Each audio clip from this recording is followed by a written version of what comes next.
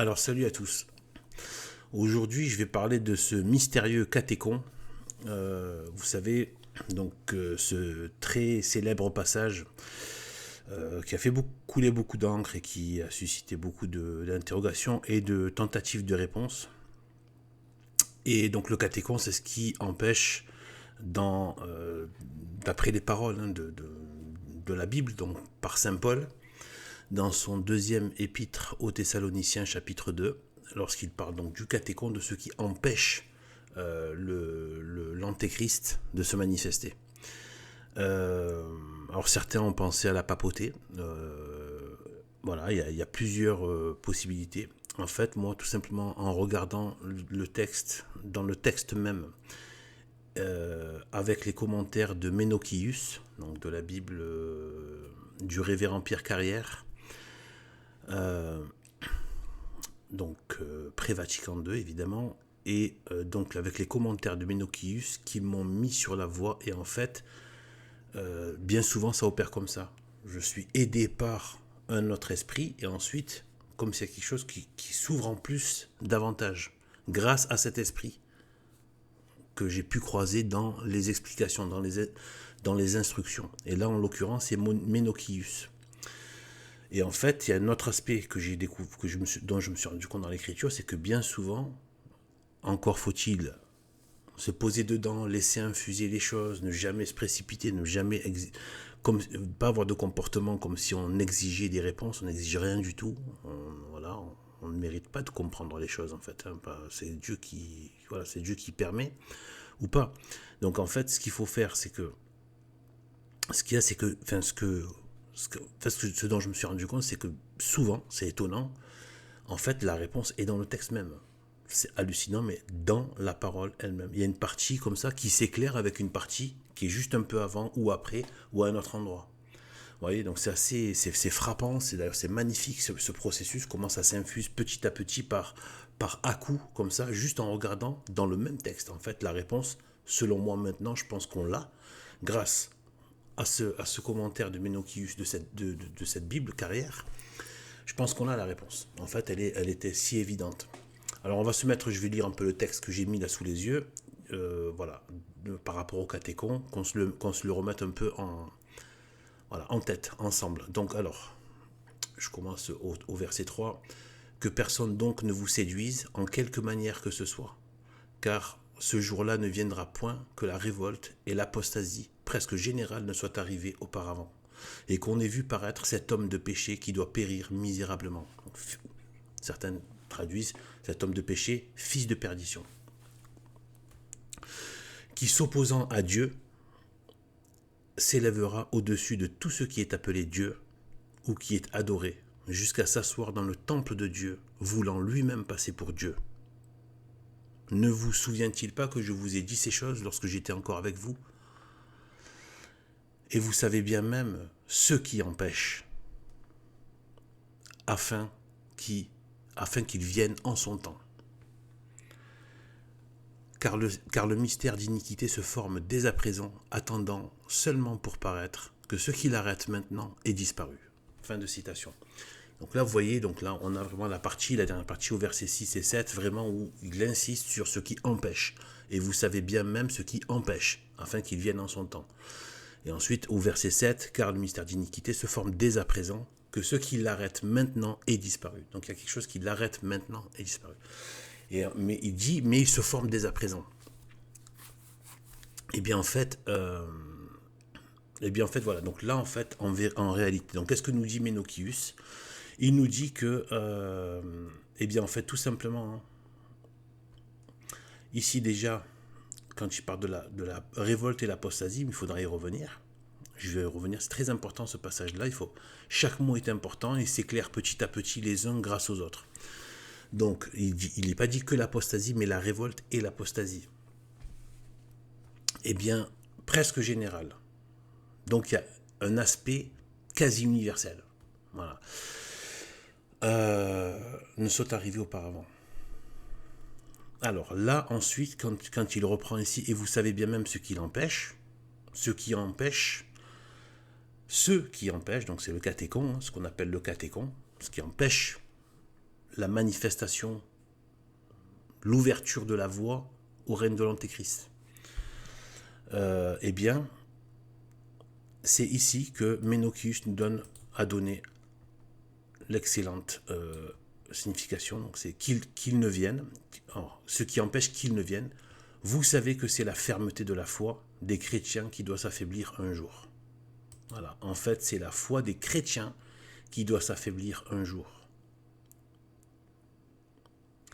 Donc pas uniquement par rapport au monde païen, mais même chez les chrétiens. Et ça nous intéresse par rapport à la secte Vatican II. Le modernisme, qui est venu bien avant, mais qui s'est manifesté avec une prise de pouvoir, un putsch à Vatican II. Donc de la secte moderniste. Eh bien en fait, et vous savez bien même ce qui empêche qu'ils ne viennent, je répète, vous savez que, donc là c'est pas le texte de la Bible, ça c'est le commentaire de Ménochius, qui explicite ce qu'on vient de lire. Qu'ils ne viennent, vous savez que c'est la fermeté de la foi des chrétiens qui doit s'affaiblir un jour. Afin qu'ils viennent en son temps. Eh bien en fait, qu'est-ce qui m'a permis à moi là de me dire que ce commentaire, cette interprétation est juste. Et en fait, c'est tellement simple. Saint Paul l'a dit auparavant. Donc gardez bien en tête la fermeté de la foi qui doit s'affaiblir un jour. Ok ? Donc gardez bien ça en tête. La fermeté de la foi des chrétiens qui doit s'affaiblir un jour. Ça, c'est le commentaire de Ménochius. Et qu'est-ce qu'a dit auparavant Saint Paul ? On remonte.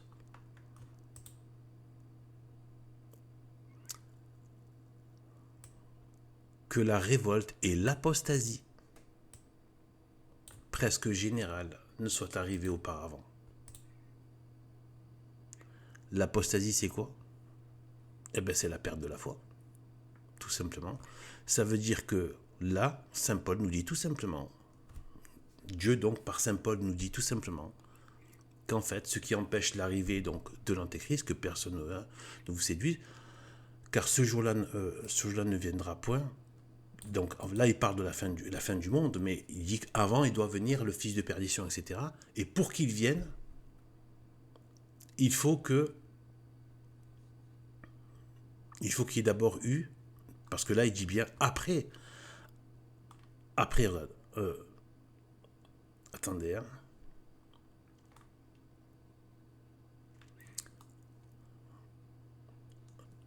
Et qu'on ait vu paraître. Donc d'abord, il y a l'apostasie, et ensuite, on est vu paraître, voilà, ça c'est la suite. Et ensuite, qu'on ait vu paraître cet homme de péché, ce fils de perdition. Bon, moi, je préfère le terme fils de perdition, parce que comme on le voit ici, dans, je ne sais pas si c'est, ouais. Voilà, Filius, ici on a bien Filius, voyez. Filius perditionis, donc fils de perdition. Bon, lui, mais c'est voilà, pas commenter la traduction, mais voilà. Donc en fait, et qu'on ait vu paraître donc cet homme de péché, ce fils de perdition. Mais avant, donc, il y a bien la révolte et l'apostasie presque générale qui doivent arriver auparavant.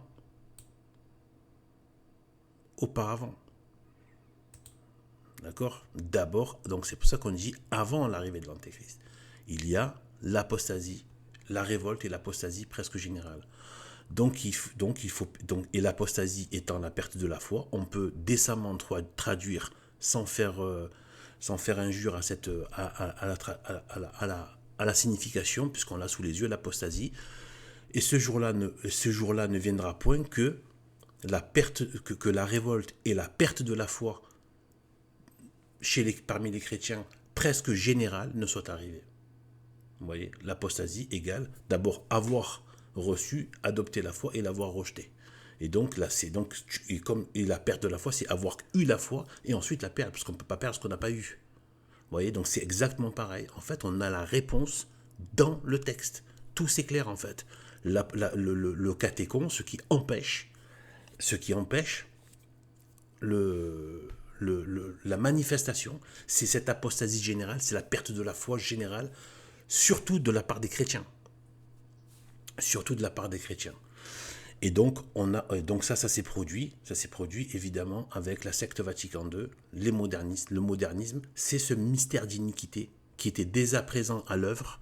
Donc, comme le dit ici le texte, il dit, mais en fait, le mystère d'iniquité, donc qui va produire, donc l'iniquité, c'est l'injustice. C'est le contraire de ce qui est juste, c'est le contraire de ce qui est saint, c'est le contraire de ce qui plaît à Dieu, des commandements de Dieu. C'est tout ce qui est contraire, donc l'iniquité. Donc d'où les justes et les injustes. Les justes, c'est les saints, les injustes sont ceux qui sont pas saints. Voilà. Et donc, eh bien, car le mystère d'iniquité, donc parce que c'est quelque chose de mystérieux, parce qu'il y a aussi une action surnaturelle. Au niveau, il y a l'action démoniaque derrière, aussi qui travaille. Le mystère d'iniquité, avec les esprits qui adhèrent et qui donnent du coup de la force à l'action démoniaque. Car, par leur adhésion, car le mystère d'iniquité se forme dès à présent. Donc, dès le moment où il parle Saint Paul aux Thessaloniciens. Parce que dès le départ, l'Église a été attaquée par l'hérésie. Et là, ici, là, je vais le surligner un petit peu. Vous voyez, et surtout l'arianisme. Voilà ce qu'il nous dit. Saint Paul remarque que le mystère d'iniquité commençait à s'opérer dès son temps. Ainsi, les hérésies des premiers siècles, il y en avait plein, il y a eu la gnose, tout ça, il y en avait plein, hein, des sectes folles, etc. Et il y avait surtout l'arianisme et les autres qui ont entraîné des peuples entiers. Voilà, ont commencé sur la terre cette funeste apostasie. Vous voyez, donc ça commençait déjà. Et en fait, il fait bien le lien aussi avec l'hérésie. Or, on sait quoi? On sait que Vatican II, la secte moderniste Vatican II, on a un des plus grands saints de notre temps, proche de nous, donc Saint Pie X, qui a dit que c'est l'égout collecteur de toutes les hérésies.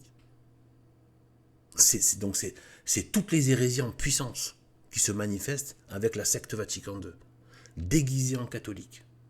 Vous voyez?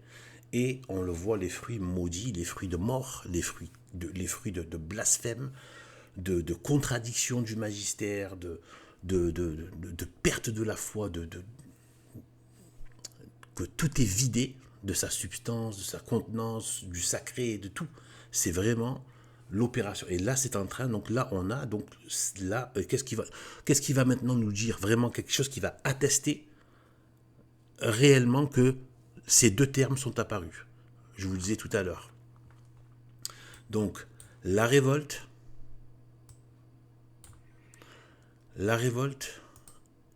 et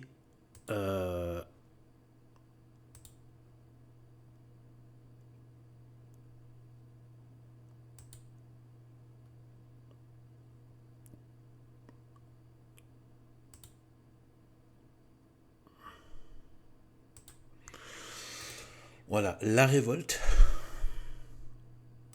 Ici, donc, la révolte et l'apostasie. Pourquoi la révolte et l'apostasie? La révolte, c'est la révolte contre Dieu. C'est toujours ça par rapport au péché mortel. La révolte contre le commandement de Dieu. Mais là, spécialement, par rapport à notre époque, à l'époque pré-antéchrist, qu'est-ce qui s'est passé? Les révolutions. Les nations se sont révoltées. C'est l'apostasie des nations. La révolte contre Dieu, c'est-à-dire les droits de l'homme, la République, l'athéisme, le matérialisme, le rejet total de Dieu, le blasphème et le rejet, l'évacuation, la laïcité, le rejet de toute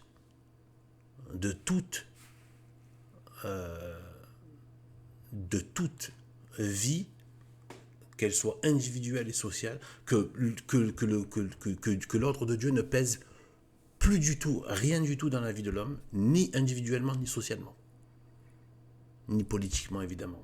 Donc ça, c'est la révolte. C'est le communisme, c'est la république maçonnique, c'est le gauchisme, c'est le socialisme, c'est le matérialisme, etc. Et on le voit même dans la fausse science maudite moderne, où ils ont évacué même de la science, donc de la raison humaine, toute implication de Dieu dans la création matérielle, et y compris de l'homme. La création matérielle par le prout qu'ils ont appelé Big Bang, le Big Bang le prout universel, c'est-à-dire voilà, le Big Bang, et le singe. Donc la création matérielle et l'homme deviennent l'origine, ça devient un Big Bang et un singe. Vous voyez, et, et donc en fait, ils ont évacué Dieu, c'est une révolte même dans la création. Ils rejettent même le créé tel que la création. Ils veulent enlever la signature que Dieu est l'auteur de la vie, du monde et des créatures. Vous voyez, donc c'est une révolte généralisée. Et donc c'est la révolution. Donc nous-mêmes aujourd'hui encore, on vit dans le système de la révolution 1789. C'est encore ce régime-là qui est là, évidemment, et qui va de pire en pire, et qui va de plus en plus du côté satanique, parce que c'était déjà ça en puissance, et là c'est en acte maintenant. Vous voyez, ça se satanise à vue d'œil. C'est blasphème, satanique, etc. etc. Des signes occultes de partout, etc. Des figures comme Baal qui commencent à être répandues de partout, etc. etc. Donc on a vraiment ça. Et donc l'apostasie. L'apostasie, donc je dirais en fait que le côté, la révolte, c'est le côté politique et social et scientifique. Le côté, donc voilà, donc le rejet politique et scientifique de Dieu, au niveau matériel, etc., social, voilà, social, par le rejet du pouvoir divin, le droit divin, etc. Et l'apostasie, c'est plus le côté religieux. C'est le plus le côté. Et qu'est-ce qu'on a comme attestation qu'il y a une apostasie au niveau religieux, le rejet de la foi. Donc, ça veut dire qu'on a reçu avant, pas rejeté ce qu'on n'a pas reçu, ce qui a déjà été là. Eh bien, voici, je vous montre l'image.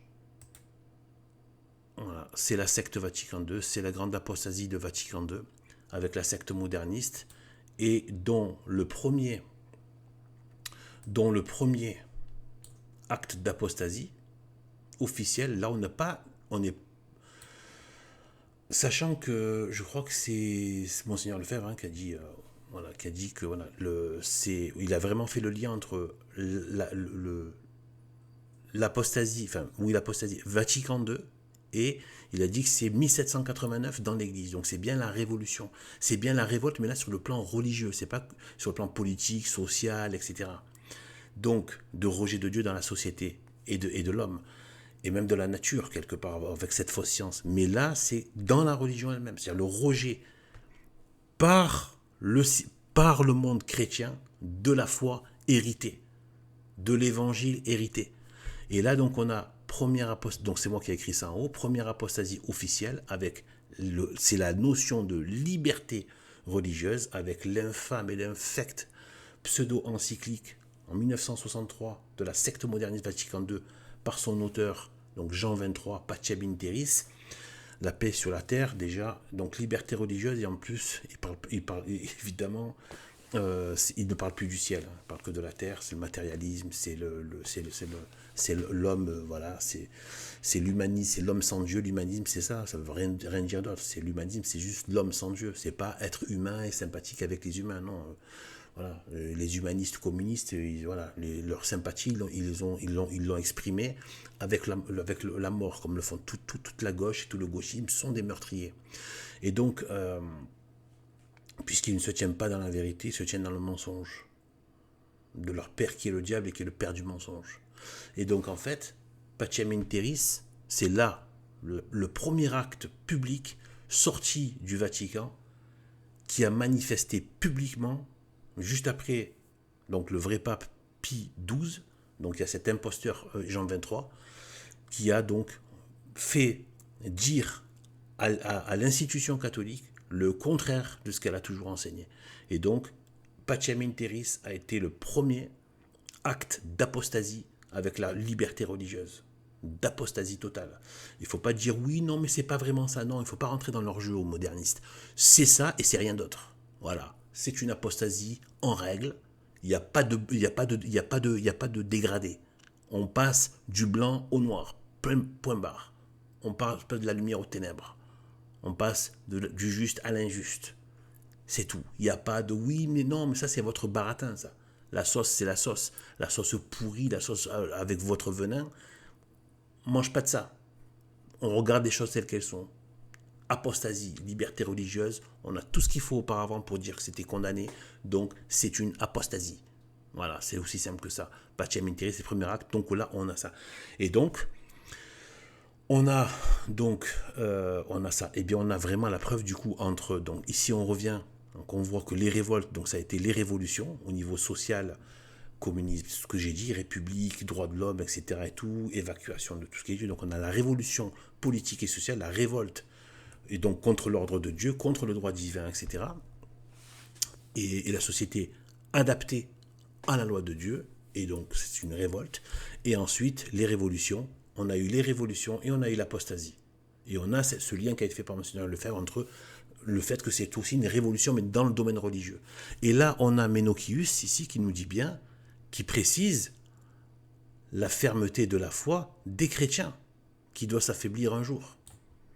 Vous voyez, donc voilà. Donc là, je pense qu'on a assez d'éléments pour voir non seulement à quoi correspond ce catéchon, c'est tout simplement la foi des chrétiens qui empêchait.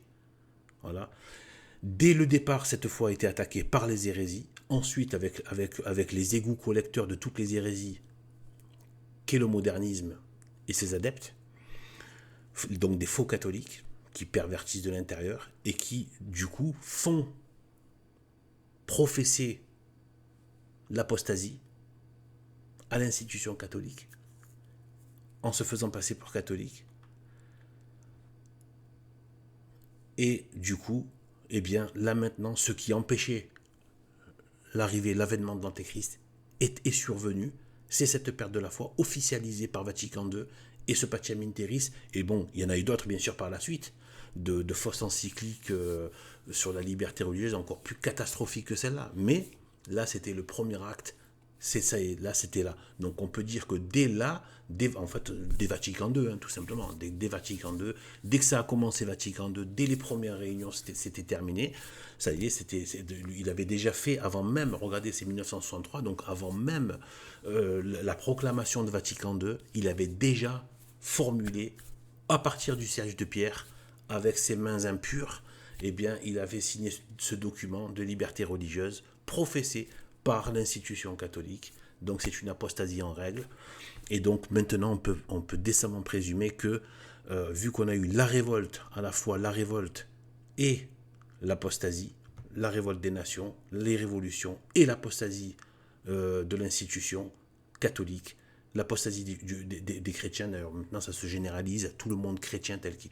Voilà, on le voit avec voilà, le libéralisme, le gauchisme, etc. Donc toute cette apostasie généralisée.